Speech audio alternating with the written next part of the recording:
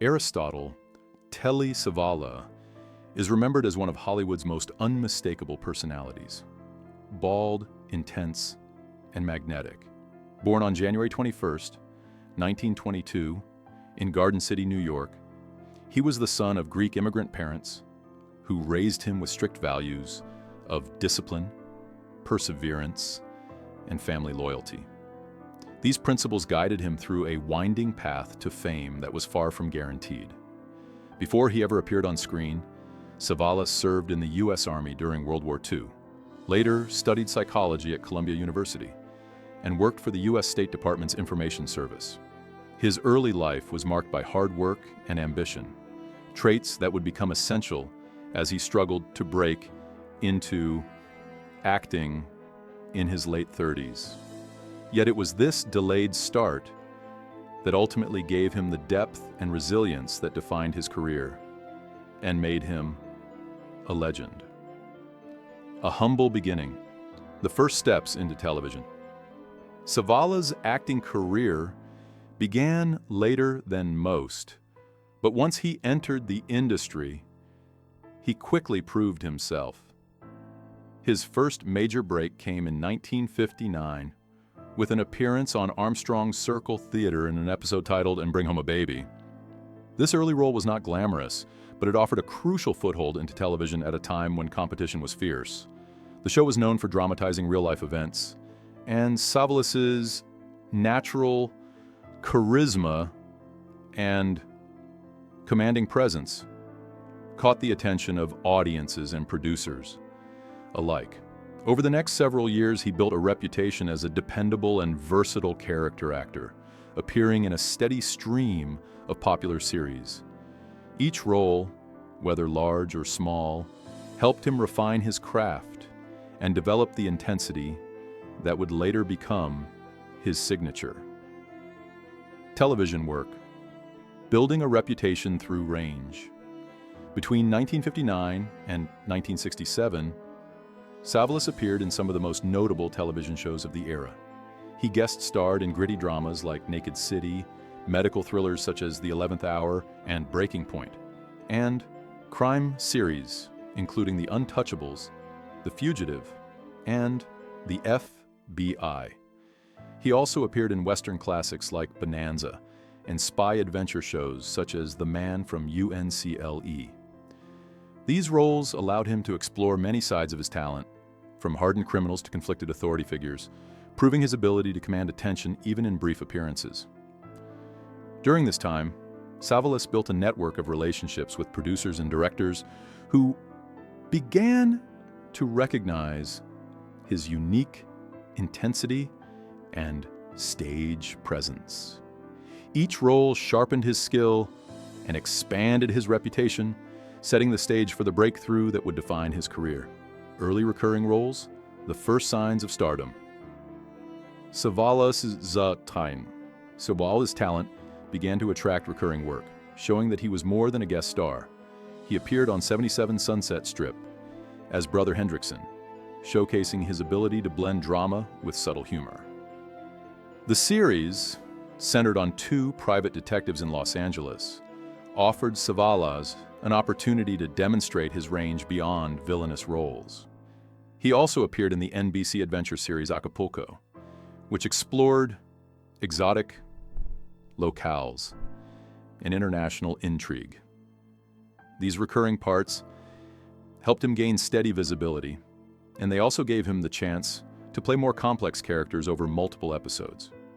With each performance, Savalas revealed his ability to bring depth and nuance to roles that might have otherwise been forgettable.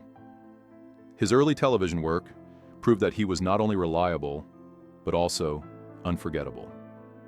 A bold transformation, Pontius Pilate and the Bald Look. One of the most pivotal moments in Savalas' career came in 1965 when he was cast as Pontius Pilate in George Stevens' epic film, The Greatest Story Ever Told. For this role, Savalas made a bold decision that would become his defining physical trademark. He shaved his head completely. This dramatic transformation made him instantly recognizable and reinforced his willingness to fully commit to a character. Playing Pilot demanded authority, moral conflict, and emotional depth, and Savalas delivered a powerful performance that proved he could handle major film roles. This appearance marked his transition from television character actor to respected film presence, and it helped him gain attention from both audiences and critics. His bald look became synonymous with strength, intensity, and unforgettable screen presence. Film success from villain to Academy recognition. During the early 1960s, Savalas became known for playing tough, often villainous characters. His deep voice and intense stare made him a natural choice for roles that required menace and authority. He appeared in films such as The Young Savages, 1961, and Birdman of Alcatraz, 1962, the latter earning him an Academy Award nomination for Best Supporting Actor. This recognition proved that he was not simply a strong character actor, but a performer capable of deep emotional nuance. He continued to appear in notable films throughout the decade, Orlai Tiuraur Arurabian, including The Dirty Dozen, 1967, Kelly's Heroes, 1970, and On Her Majesty's Secret Service, 1969, in which he portrayed the iconic villain Ernst Stavro Blofeld.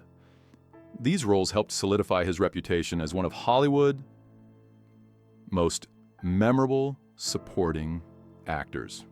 Kojak, the role that made him immortal.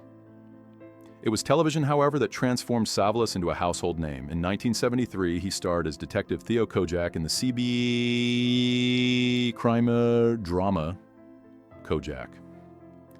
The show ran for 5 seasons and became legendary for its gritty realism, social commentary, and memorable style. Kojak's lollipop, sharp wardrobe, and catchphrase, "Who loves you, baby?" made the character instantly iconic.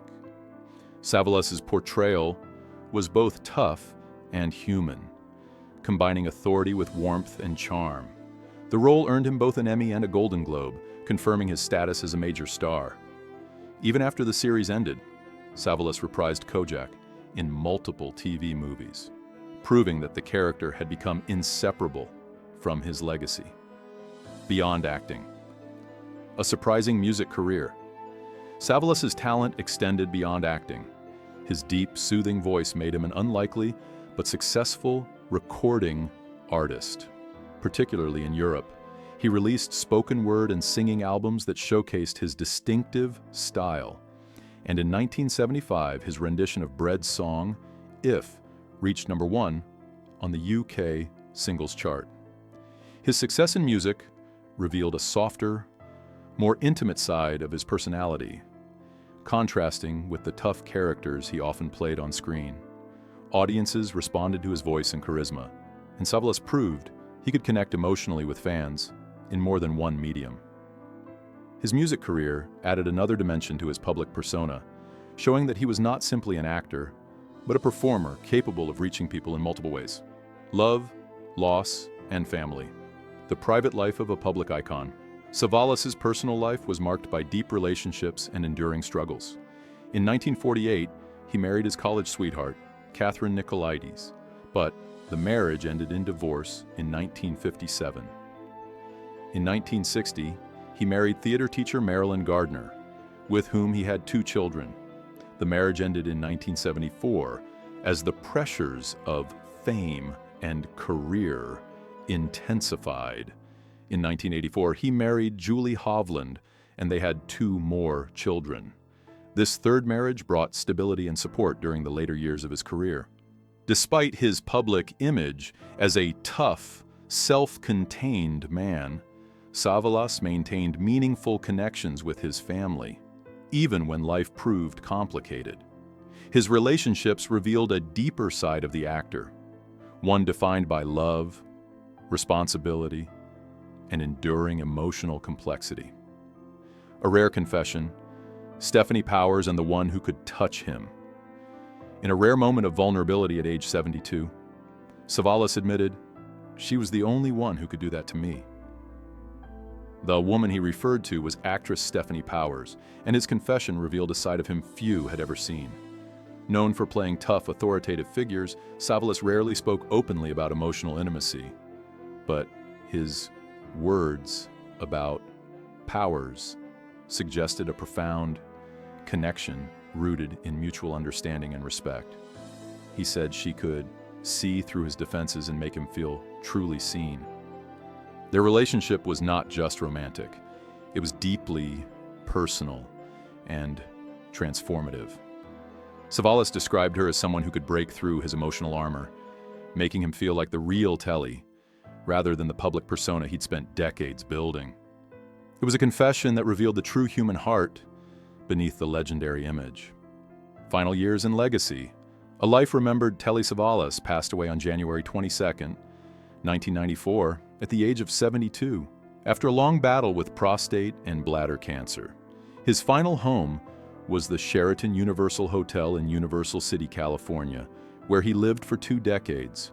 His presence there was so iconic that the hotel bar was renamed Telly's in his honor, and his funeral was held at St. Sophia Greek Orthodox Church, reflecting his pride in his Greek heritage.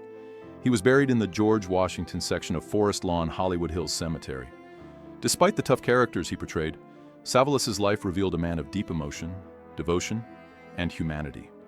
His legacy lives on through his unforgettable performances, his iconic character Kojak, and the rare, heartfelt moments that revealed the true person behind the legend.